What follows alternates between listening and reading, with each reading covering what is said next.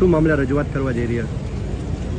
ગુજરાતનું ગૌરવ અને સૌરાષ્ટ્રની ગૌરવ એવી એમ્સ હોસ્પિટલ જ્યારે રાજકોટમાં બને છે, પણ જે ઓગસ્ટ 2023માં આ એમ્સ હોસ્પિટલનું કાર્ય જે બિલ્ડિંગ છે એ પૂર્ણ થઈ અને સંપૂર્ણ લોકો માટે કાર્યાન્વિત થવાનું હતું, એના બદલે અત્યારે જે કન્સ્ટ્રક્શન જે છે એ 2 વર્ષ સુધી ડિલે થયું છે.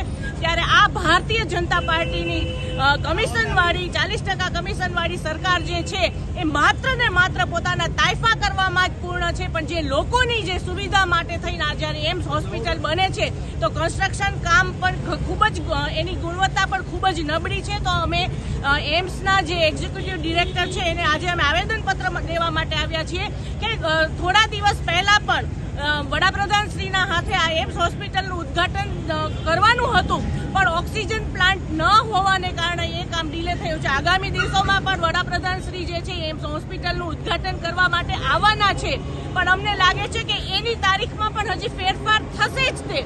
ત્યારે આ ડિરેક્ટરશ્રીને અમે એટલું જ કહેવા માટે આવ્યા છીએ કે જે આ કન્સ્ટ્રક્શન કામ જે છે એ ડિલે થયું છે, એની ગુણવત્તા જે છે એ નબળી છે, તો એની સામે તમે શું કાર્યવાહી કરી.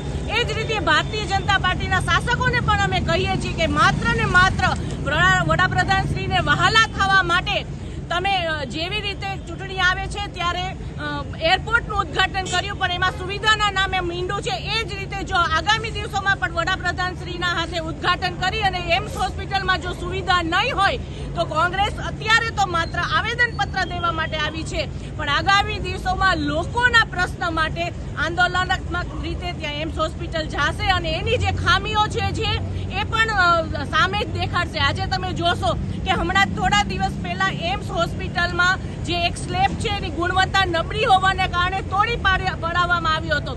એ જ રીતે ઓક્સિજન પ્લાન્ટ હોય કે પછી એસી પ્લાન્ટ હોય એમ એ પણ હજી કાર્યાન્વિત થયું છે કે નહીં એ પણ એક પ્રશ્ન છે.